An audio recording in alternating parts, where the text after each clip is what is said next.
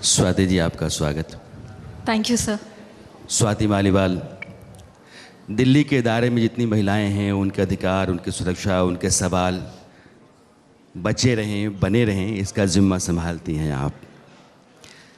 3-3 साल के 2 टर्म पूरे हो गए, तीसरा आपका चल रहा है। अगर मैं ये कहूँ कि आपके इस पूरे टेन्योर में 5 बड़ी उपलब्धियाँ, तो क्या गिनाएंगी आप?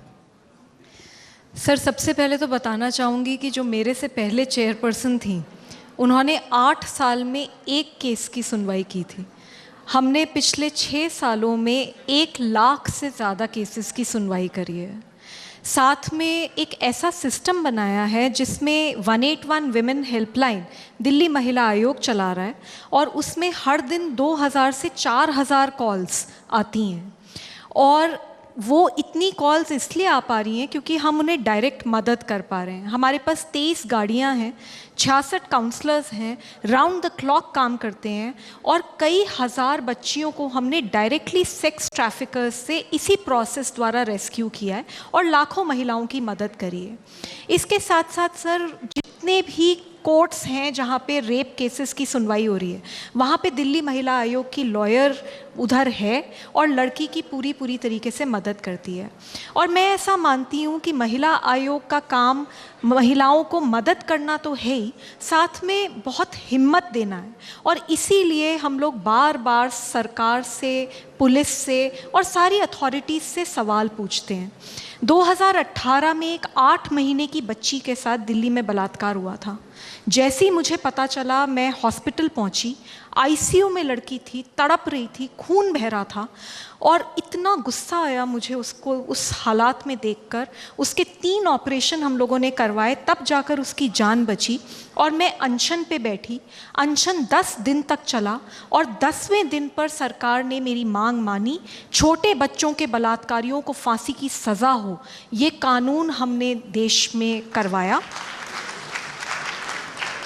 और फिर सर, दोबारा 1.5 साल के अंदर फिर अनशन पे बैठी। इस बार 13 दिन तक अनशन चला, क्योंकि कानून तो आ गया, लेकिन लागू कराने के लिए पुलिस के संसाधन बढ़ाने पड़ेंगे, जवाबदेही तय करनी पड़ेगी, फास्ट ट्रैक कोर्ट्स बढ़ाने पड़ेंगे, फोरेंसिक साइंस लैबोरेटरीज बढ़ानी पड़ेगी, और एक ऐसा एनवायरनमेंट बनाना पड़ेगा जिसमें केंद्र सरकार और दिल्ली सरकार मिलकर महिलाओं के लिए काम करे। ये जितने भी काम आपने गिनाए वो सराहनीय हैं, लेकिन कहा यह जाता है कि स्वाति मालीवाल चूँकि एक्टिविस्ट रहीं, फिर पॉलिटिशियन बनी, अब वो महिला आयोग के अध्यक्ष हैं, तो उनके काम करने का तौर तरीका पुराना वाला ही है। वो एक्टिविस्ट ज़्यादा हैं, इसीलिए बार बार सड़कों पे दिखती हैं, इतने मामले उठाती हैं।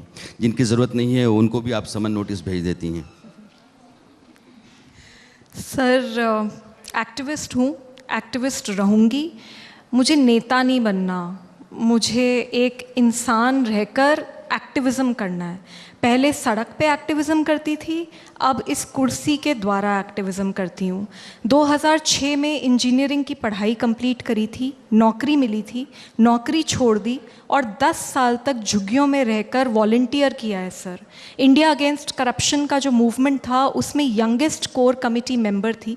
अन्ना हज़ारे जी जैसे नेता के साथ काम करने का मुझे मौका मिला, और बहुत वॉलंटियर किया, बहुत एक्टिविज़म किया।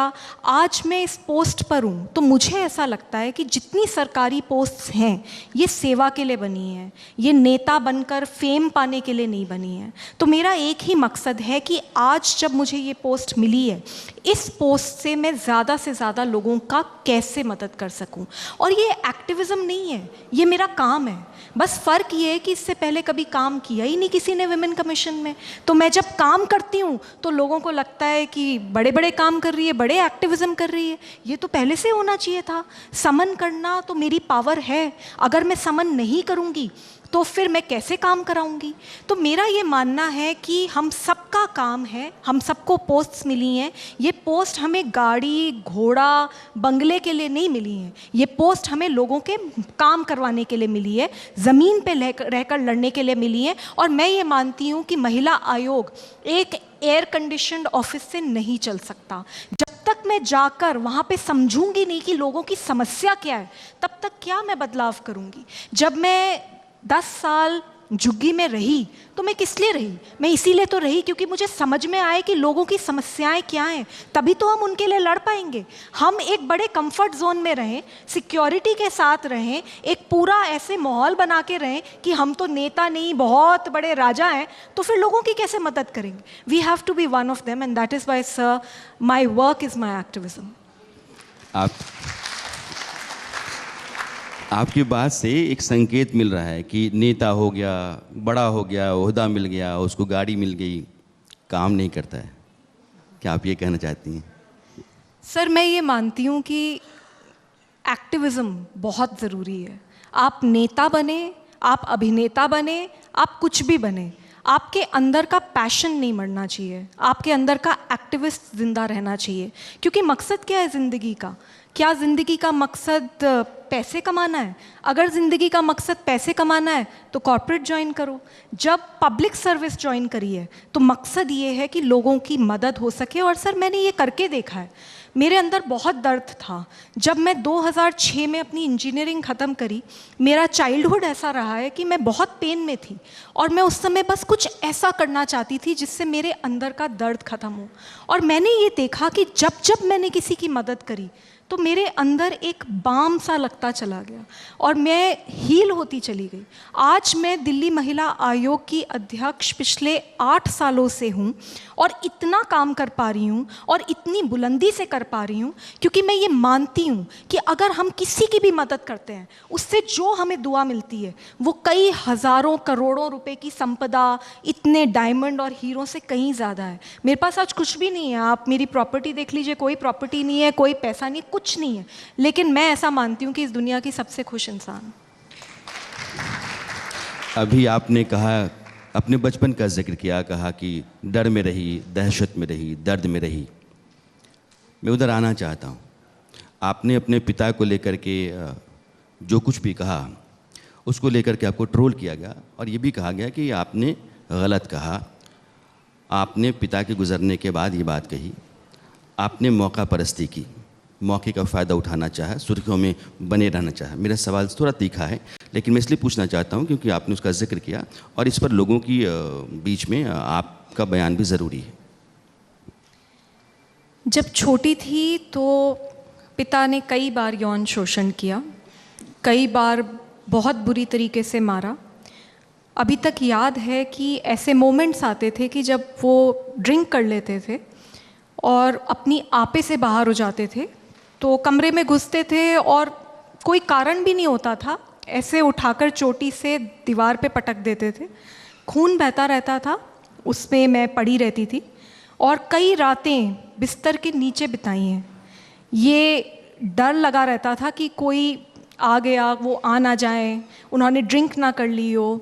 और पूरी पूरी रात बैठ के प्लानिंग करती थी। बहुत छोटी बच्ची थी मैं, तब की बता रही हूँ, जब मैं क्लास 3 तक की बात बता रही हूँ आपको। उसके बाद काफ़ी चीज़ें बदली क्योंकि मेरे मदर ने मेरे फादर से सेपरेशन लिया। तो बहुत डर में जी, बहुत समस्या में जी, बहुत दर्द में जी, क्योंकि जब आपके अपने फादर जिनको आप सबसे ज़्यादा प्यार करते हो वो अगर आपके साथ ऐसा करें तो मुझे लगता है कि ऐसे बच्चे इतनी बुरी तरीके से टूट जाते हैं कि ज़िंदगी भर उनका कई बार एक्सप्लॉयटेशन तो होता ही है और वो कभी भी उस चीज़ से पूरी तरीके से उभर नहीं पाते। मैंने आज इस बारे में इसलिए बात करी क्योंकि मुझे ये बात बहुत दिन से खा रही है कि अगर मैं नहीं बोलूँगी तो कौन बोलेगा, और मुझे वो हिम्मत चाहिए थी। आसान नहीं होता सर, आसान नहीं होता, क्योंकि आज मैं जहाँ भी जाती हूँ मेरे काम के बारे में तो मुझसे पूछा जा रहा है, लेकिन इस बारे में बहुत ज़्यादा पूछा जाता है और एक लड़की को हमेशा कटघरे में खड़ा करा जाता है।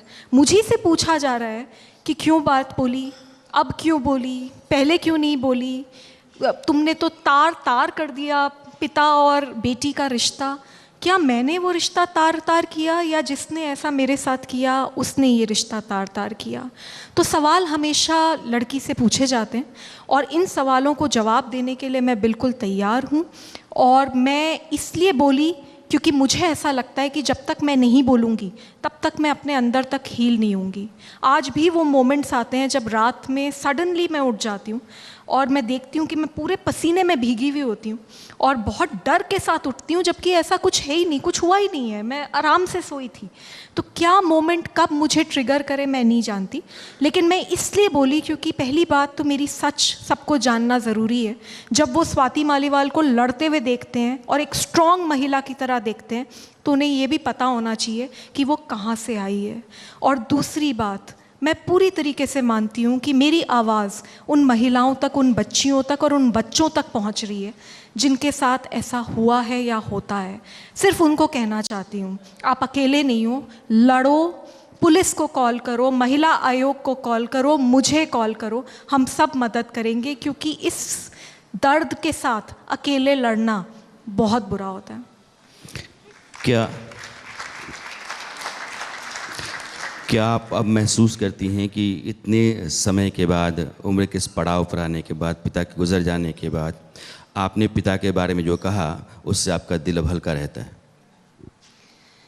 जी, मैं बहुत हल्का महसूस कर रही हूँ, क्योंकि जब भी किसी और की कहानी सुनती थी तो मन में ये थॉट आता था कि मेरे साथ भी ऐसा हुआ, पर मैंने किसी को बताया नहीं। मैंने अपने क्लोज़ फ्रेंड्स को बताया, अपने सर्वाइवर्स, काफ़ी सारी सर्वाइवर्स के साथ जब वो रो रही थी तब मैंने भी अपना रो रो के दिल हल्का करा। लेकिन मैं पूरी तरीके से मानती हूँ कि जब एक चीज़ को हम छुपाते हैं तो उसको हम बहुत पावर दे देते हैं और वो हमारे सर पे हावी होता है। तो मैं इस तरीके बिल्कुल मानती हूँ कि आज मैं अपने आप को बहुत हल्का महसूस कर रही हूँ। और मैं ये भी कहना चाहती हूँ कि जो चाइल्ड सेक्सुअल अब्यूज़ होता है ये बहुत कॉम्प्लिकेटेड होता है।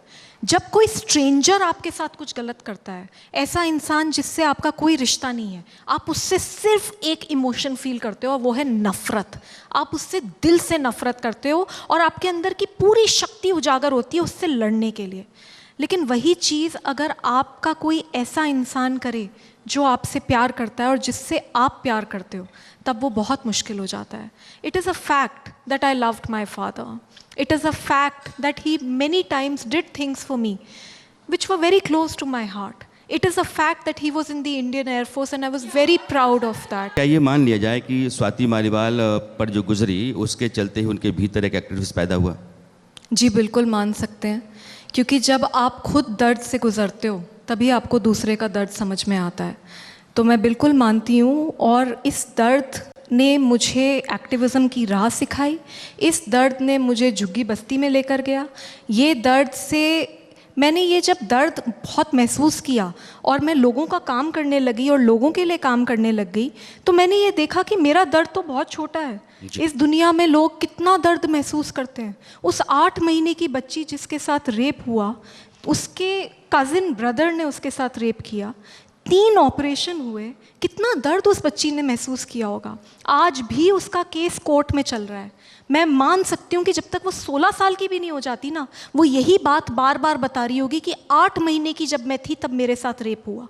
तो बहुत समस्याएं हैं।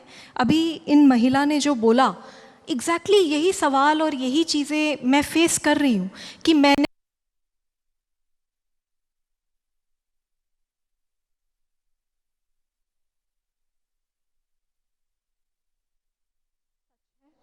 बहुत हिम्मत करके इस बारे में बात करी और मैंने सिर्फ इसलिए बात करी क्योंकि मैं ये जानती हूँ कि ऐसा होता है, बहुत लोगों के साथ होता है। उन तक मेरा मैसेज जाना बहुत ज़रूरी है, क्योंकि जब स्वाति मालीवाल जिसके साथ ये हुआ, आज वो बुलंदी से अपनी आवाज़ उठाकर महिलाओं के हित में लड़ सकती है, तो हम सब कर सकते हैं। जी, आपका एक्टिविज़म जो है वो आपको कई बार जोखिम मोलने के लिए भी आगे बढ़ा देता है। दिल्ली में महिलाओं की सुरक्षा कैसी है ये जानने के लिए आप रात में निकल जाती हैं, कार वाले को रोकती हैं और कार वाला जो है आपको खींचने लगता है। हादसा आपके साथ गुजर सकता था।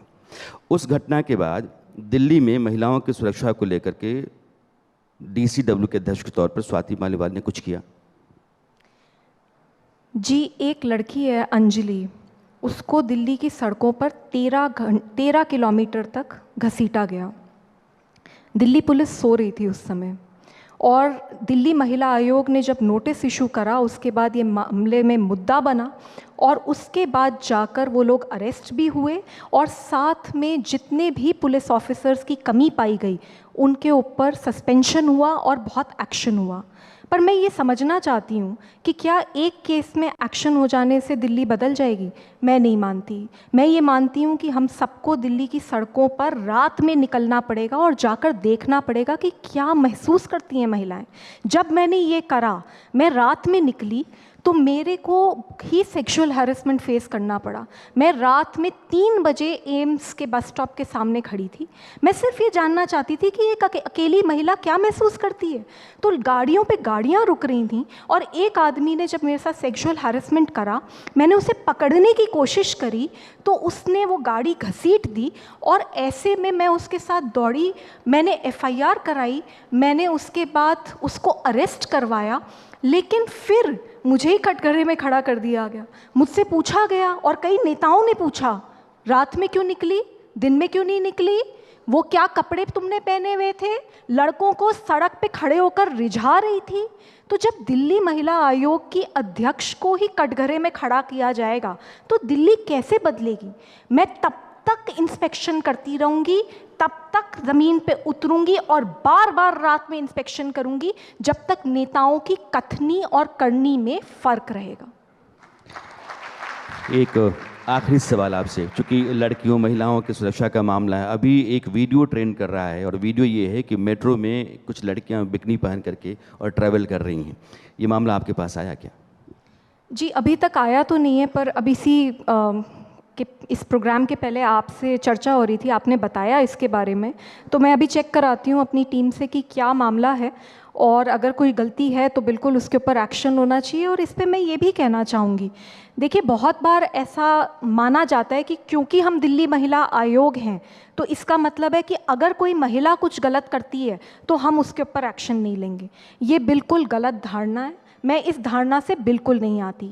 अगर किसी महिला ने कुछ गलत किया तो हम उनके ऊपर भी एक्शन कराएंगे, क्योंकि at the end of the day ये लड़ाई आदमी और औरत के खिलाफ नहीं है। ये ऐसी लड़ाई नहीं है कि ट्रांसजेंडर्स, आदमी और औरत आपस में लड़ें, नहीं, ये लड़ाई है सच की और इस लड़ाई के लिए हक की लड़ाई है, उस लड़ाई के लिए हम लड़ रहे हैं। इसमें अगर कोई महिला कुछ गलत करती है, और कई बार हमने ऐसी महिलाओं के ऊपर बात भी बोली है और काफ़ी काम भी करा है, अगर किसी ने कुछ गलत करा तो चाहे वो महिला है या चाहे वो पुरुष है, we will take the requisite action.